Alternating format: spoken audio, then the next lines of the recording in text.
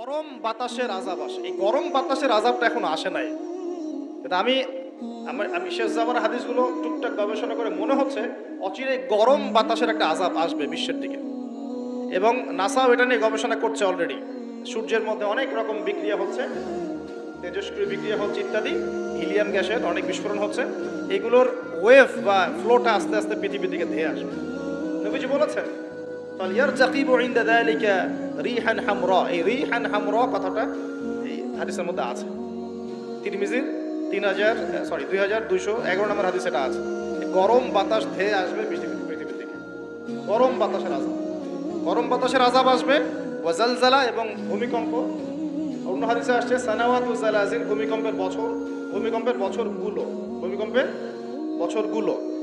আর আসছে মুতানুন শাদীদ, বড় মহামারী।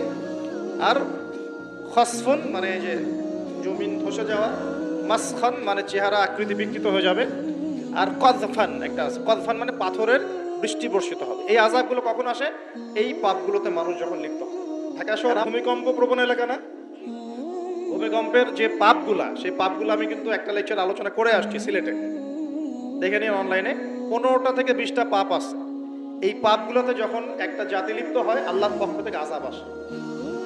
কয়েকটা কথা বলছি। পাপগুলোর মধ্যে একটা হচ্ছে যে যখন মানুষ বস্তুবাদী হয়, বেশি বস্তুবাদী মানে দুনিয়া নিয়ে খুব বেশি ব্যস্ত, পরকালের ফিকির কম, আল্লাহকে ভুলে গেছে। তারপরে যখন আমানত উঠে যায়, আমানত কি হয়? উঠে যায়। তারপর যখন গনিমতের মাল মনে করে আমানত মানুষ খেয়ে ফেলতেছে, আমানত রাখা হয়েছে, গনিমতের মাল মনে করে খেয়ে ফেলে। যখন মানুষ এই মাকে কষ্ট দেয়, মাকে কষ্ট দিয়ে মানে মায়ের সাথে খারাপ ব্যবহার করে, বউয়ের আঁচল ধরে বসে থাকে। যখন মানুষ বাবাকে দূরে ঠেলে দেয় আর বন্ধু বান্ধবকে কাছে টেনে নেয়। তারপরে আছে যখন গান বাজনা বাদ্যযন্ত্র বেশি হয়, মানুষের কানের কাছে যখন বাদ্যযন্ত্র বাজতে থাকে, মানে হেডফোন দিয়ে গান শুনছেন, এখন কানের কাছে বাদ্যযন্ত্র বাজছে। তারপর যখন মানুষ মাদকদ্রব্য বেশি সেবন করা শুরু করে, যখন জেনা বেশি বেড়ে যায়, অশ্লীলতা বেশি বেড়ে যায়, ব্যভিচার বেড়ে যায়, এই পাপগুলো যখন বেড়ে যায় এবং গায়িকা নর্তকীর যে সংখ্যা বেড়ে যায়, প্রতিটা কথা আরবি দিয়ে বলা আছে, আমি বলতে গেলে টাইম যেত, আমি শর্ট করে বললাম। এই কাজগুলো যখন একটা সমাজের মধ্যে বেশি হয়, তখন ওই জায়গায় আল্লাহর পক্ষ থেকে দুইটা মারাত্মক মানে আযাব আসে। তার মধ্যে একটা হচ্ছে মহামারী, আর একটা হচ্ছে এই ভূমিকম্প। আর ভূমিকম্পের সাথে চলে আসে ভূমি ধস, মানে ভূমি ধসে যায় এবং চেহারার আকৃতি পরিবর্তন হয়। আর একটা কি, হ্যাঁ, গরম বাতাসের আযাব আসে। এই গরম বাতাসের আযাবটা এখনো আসে নাই। কিন্তু আমি শেষ জামানার হাদিসগুলো টুকটাক গবেষণা করে মনে হচ্ছে অচিরে গরম বাতাসের একটা আযাব আসবে বিশ্বের দিকে। এবং নাসাও এটা নিয়ে গবেষণা করছে অলরেডি। সূর্যের মধ্যে অনেক রকম বিক্রিয়া হচ্ছে, তেজস্ক্রিয় বিক্রিয়া হচ্ছে ইত্যাদি, হিলিয়াম গ্যাসের অনেক বিস্ফোরণ হচ্ছে। এগুলোর ওয়েভ বা ফ্লোটা আস্তে আস্তে পৃথিবীর দিকে ধেয়ে আসবে। নবীজি বলেছেন ফালইয়ারতাকিবু ইনদা যালিকা রিহান হামরা। এই রিহান হামরা কথাটা এই হাদিসের মধ্যে আছে। তিরমিজির 2211 নম্বর হাদিস এটা আছে। গরম বাতাস ধেয়ে আসবে পৃথিবীর দিকে। গরম বাতাসের আযাব, গরম বাতাসের আযাব আসবে। ওয়াজালজালা এবং ভূমিকম্প। অন্য হাদিসে আসছে সানাওয়াতু জালাজিল, ভূমিকম্পের বছরগুলো। আর আসছে মুতানুন শাদীদ, বড় মহামারী। আর খসফুন মানে যে জমিন ধসে যাওয়া, মাসখান মানে চেহারা আকৃতি বিকৃত হয়ে যাবে। আর কযফান একটা আছে, কযফান মানে পাথরের বৃষ্টি বর্ষিত হবে। এই আযাবগুলো কখন আসে? এই পাপগুলোতে মানুষ যখন লিপ্ত হয়। আর আমাকে বলেন দেখি, এই পাপগুলোতে আমরা কম বেশি লিপ্ত আছি কি নাই? আর বড় বড় বস্তুবাদী শহরগুলোতে এই পাপগুলো বেশি না? এখানে মানুষ ওই হাদিসের উপর আমল করছে। এখন কোন হাদিস? নবী সাল্লাল্লাহু আলাইহি ওয়াসাল্লামের ইন্তেকালের ৮০ থেকে ৮৫ দিন আগে একটা হাদিস তিনি বলে গেছে, একদম শেষের দিকে, জীবনের শেষের দিকে। ওই হাদিসটাকে বলে হাদিসে জিবরিল। কি বলে? নবীজিকে জিবরাইল আলাইহিস সালাম মানুষের রূপ ধরে এসে জিজ্ঞাসা করেছিলেন যে কিয়ামত কবে হবে। নবীজিকে জিবরাইল আলাইহিস সালাম মানুষের রূপ ধরে সবার সামনে জনসমক্ষে এসে জিজ্ঞাসা করেছেন কিয়ামত কবে হবে। নবীজি বলছেন মাত্র দুটো আলামত বলেছেন। কয়টা ভাই? দুইটা। একটা হচ্ছে আন তালিদাল আমাতু রাব্বাতুহা, দেখবে যখন দাসী মনিবকে জন্ম দিচ্ছে। দাসী মনিবকে জন্ম দিচ্ছে মানে কি, সমাজের ন্যায় অন্যায়, হক বাতিল, হালাল হারাম, এই যে মানদণ্ড সব উল্টে যাবে। হালাল হবে হারাম, হারাম হবে হালাল, ন্যায় হবে অন্যায়, অন্যায় হবে ন্যায়, হক হবে বাতিল, বাতিল হবে হক, জায়েজ না জায়েজ, না জায়েজ জায়েজ। হ্যাঁ, মানুষ এই মানদণ্ড চেঞ্জ করে না এখন। বুঝতে পারছেন না মনে হয়? এখন সমাজে সত্য মিথ্যা, ন্যায় অন্যায়ের মানদণ্ড কি কোরআন সুন্নাহ এখনো টিকে আছে?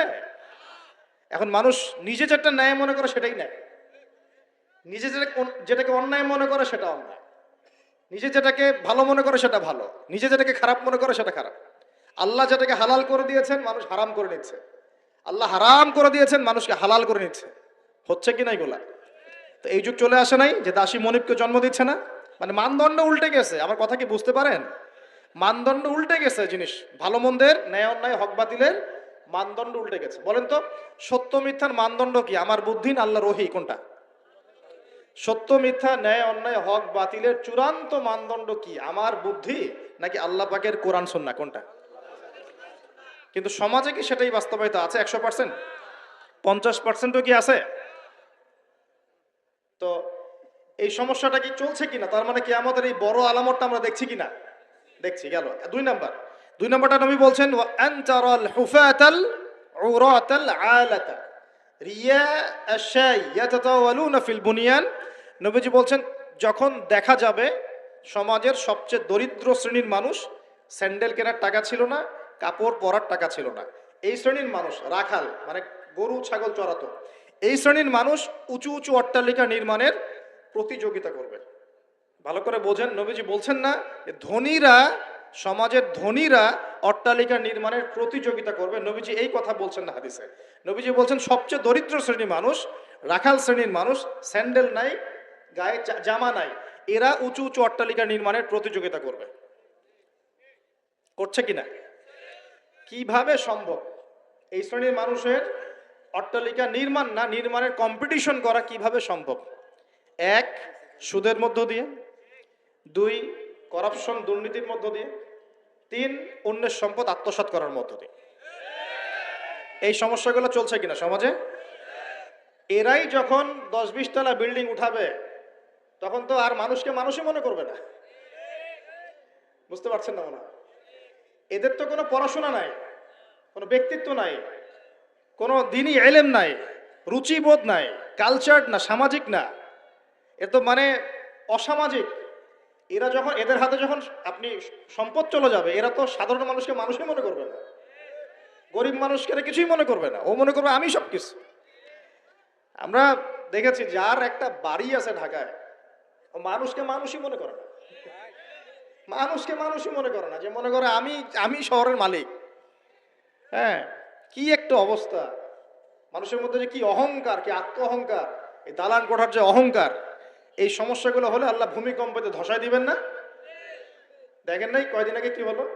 গতকালকে যে কোটিপতি ছিল তার পরের দিন রুটি নিয়ে দাঁড়ায় আছে, গতকালকে আইসক্রিম বিক্রি করেছে নাচানাচি করে, তারপরের দিন বসে আছে, কিচ্ছু নাই। আল্লাহ পাক এই পাপগুলা দেখে সবর করেছেন, ধৈর্য ধরেছেন, ধৈর্য ধরে এক সময় যখন আল্লাহ পাকের আযাব চলে আসছে, একবারে সব সমূল উৎপাদিত করে দিয়েছে। আমরা তো কারো দুঃখে খুশি না, বরং এগুলো সারা দুনিয়ার মুসলমানদের জন্য শিক্ষা। সারা দুনিয়ার মুসলমান যে যেখানে আছি আমাদের সবার জন্য এটা শিক্ষা। যদি এই পাপগুলোতে আমরা লিপ্ত হই, আল্লাহ পাক ছাড় দিলেও ছাড়বেন না। আল্লাহ পাক ছাড় দিবেন কিন্তু ছাড়বেন না। মানুষের মধ্যে এখন সম্পদের যে অহমিকা, গরিব মানুষকে মানুষই মনে করে না, খেটে খাওয়া মানুষকে মানুষই মনে করে না, রিক্সাওয়ালা যারা নিম্নবিত্ত, নিম্ন মধ্যবিত্ত, চা বিক্রি করে, পানের দোকান করে, হালাল খায়, কৃষক, এই মানুষগুলোকে এখন বড় লোকরা মানুষই মনে করে না। আর যাকাত তো দেয়ই না, যাকাত তো তার উপরে ছিল ফরজ, ওই যাকাত তো দেয়ই না যে এই খাবার তার কাছে পৌঁছাবে। উল্টা কিভাবে তাদের সম্পদ লুটে পুটে খাওয়া দেয় সেই বুদ্ধি।